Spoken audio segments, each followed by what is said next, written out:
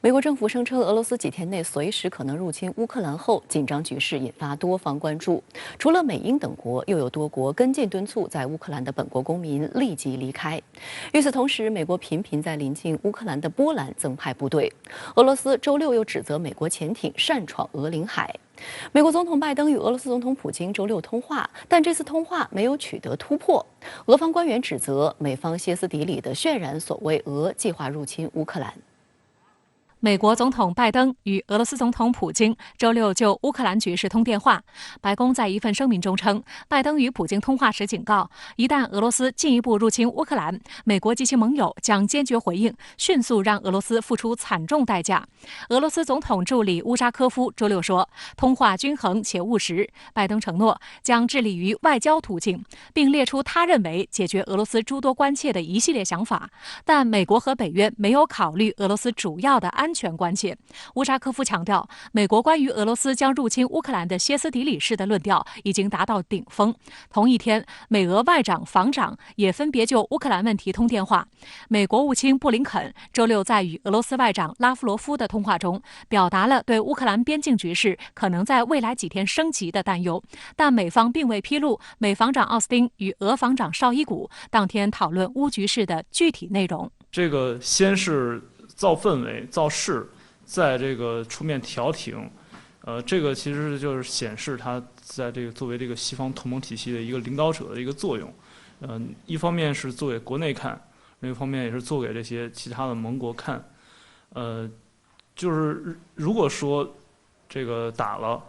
啊，我也说可以说我尽到力了。如果说这个战争最后没有战争，最后这个僵局解决了。那么拜登就可以说，哦，这是我的功劳，这是我多方调停的功劳。就在美俄领导人通话的几小时前，美国官员警告称，俄罗斯最早可能在下周发动全面入侵。当天，美国国务院下令撤离美国驻乌克兰大使馆大部分政府雇员，并敦促美国公民尽快离开乌克兰。美国总统国家安全事务助理沙利文周五声称，美方所获情报显示，俄罗斯与乌克兰边境紧张局势加剧，俄罗斯可能在2月20号之前入侵乌克兰，而美军也开始频繁调动。美国国防部宣布，未来几天将向波兰再增派3000名美军，同时从乌克兰暂时撤离160名负责军事训练的国民警卫队员。这是10天内美国第2次向欧洲增兵。为应对乌克兰边境的紧张局势，美国近期已经增派约4700人到与乌克兰接壤的波兰。美国国防部表示，目前驻欧美军数量超过8万，增派欧洲的美军将组成一支高度机动的部队，能够执行多种任务，并可应对各种突发事件。在最坏的情况下，俄罗斯也不会说，直接对北约国家发动这个武力进攻。派兵其实没有任何军事上的意义，它也不可能产生这个军事上的这个威慑的一个意义，它基本上就是一个政治上的一个姿态。而在俄罗斯与西方国家就乌克兰局势紧张对峙之际，俄罗斯与白俄罗斯周四起开始举行联盟决心2022联合军事演习。近日，俄罗斯国防部公布了部分军演画面。俄国防部表示，俄罗斯东部军区的摩托化步兵部队与白俄罗斯特种作战部队在布列斯特训练场执行了阻击和摧毁非法武装团伙的任务。В рамках совместного учения силами нашего батальона было блокировано незаконное вооруженное формирование, которое впоследствии во взаимодействии с военнослужащими сил специальной операции Республики Беларусь было уничтожено. В ходе данного эпизода особое внимание уделялось вопросам взаимодействия с командирами подразделений армии союзного государства. 此外，俄东部军区和白俄罗斯武装部队的炮兵也进行了火力打击的演习。演习内容包括在最短时间内占据位置射击、转换阵地、使用无人机进行目标侦察和控制多管火箭炮等。俄白联盟决心2022军事演习从2月10号开始，主要目的是在防御性行动中遏制和击退外部侵略，打击恐怖主义和保护联盟国家的利益。白俄罗斯武装力量、武器装备和军事指挥部门、俄罗斯东部军区部分武装力量参与演习。此前，白俄罗斯总统卢卡申科表示，如果乌克兰对乌东的顿巴斯地区发动战争，白俄罗斯和俄罗斯军队将联合回应。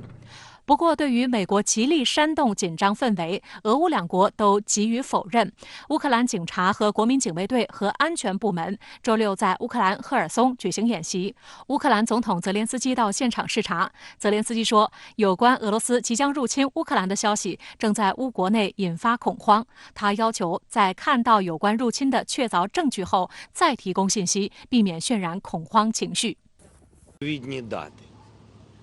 Ми розуміємо про всі ризики, розуміємо, що ці ризики є. Якщо є якась у вас чи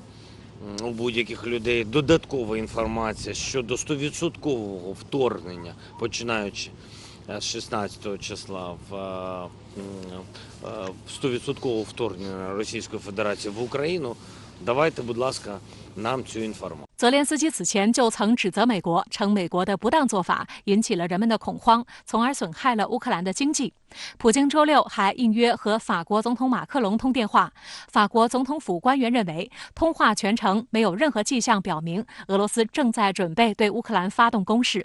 俄罗斯驻美国大使阿纳托利·安东诺夫周六斥责美国政府所谓俄罗斯最近随时可能入侵乌克兰的说法危言耸听。俄方认为美方意于最大限度地加强对俄信息战，促使公众形成俄罗斯入侵乌克兰不可避免的印象。目前来看，这个爆发这个大规模的冲突的可能性还是比较低的。这个只有在两种情况下呢，这个俄乌之间可能会爆发大规模的这个交火。一个呢是这个乌克兰方面主动的对这个乌克兰东部地区进行大规模的武力进攻。第二呢是这个美国和北约把这个大规模的进攻性武器部署到这个乌克兰。只有在这两种情况下，这个俄军才会大举这个进攻乌克兰。就在美俄因乌克兰局势吵得不可开交之际，两国又发生了潜艇风波。俄罗斯国防部周六证实，千岛群岛附近领海当天遭一艘美国弗吉尼亚级潜艇闯入，警告无效后，俄方予以驱逐。俄国防部说，俄罗斯太平洋舰队周六在千岛群岛附近进行军事演练，期间发现一艘美国弗吉尼亚级潜艇进入俄领海，俄方要求美潜艇上浮至水面，遭美方无视。俄沙波什尼科夫元帅号反潜舰船员继而采取对应举措，使这艘美国潜艇驶离俄领海。俄国防部说，美国潜艇以最快速度离开俄罗斯领海。俄方认为美潜艇闯入俄领海违反国际法。美国军方回应称，俄说法不实，否认在俄领海开展军事行动。美国印太司令部发言人凯尔·雷恩斯在声明中说，俄罗斯声称我们在他们的领海有活动的说法没一句实话。雷恩斯说，美国潜艇的具体位置无可奉告，但我们的确在国际水域安全飞行、航行和运行。美国海军核潜艇在中俄领海内的这样一系列的水下活动呢，渗透活动，实际上是会加剧这种意外事故的可能性，会这个极大的损害这个周边海域的这个安全。